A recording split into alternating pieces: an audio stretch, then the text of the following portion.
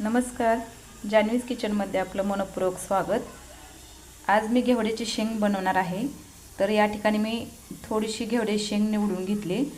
वाटाण्याच्या शेंगात थोडीशी वाटाणा घेतला निवडून आणि एक छोटंसं गाजर चिरून घेतलेलं आहे। एकदम साध्या सोप्या पद्धतीने करणार आहे घेवड्याची शेंग। फोडणीसाठी 1 चमचा तेल टाकून घ्यायचं अगोदर सुरुवातीला। तेल गरम झालं आहे, जिरे मोहरी टाकून घ्यायची सुरुवातीला। लसूण पाकळ्या 5-6 घ्यायचं, थोडीशी हळद, हिंगची मुठभर टाकून घ्यायचं। घेवड्याची शेंग मी स्वच्छ धुवून घेतली होती फोडणीसाठी। मसाला टाकून घ्यायचा आहे, चवीनुसार मीठ, कोथिंबीर टाकून घेतली। झाकण ठेवून 5 मिनिटं कमी गॅसवर वाफवून घ्यायची शेंग।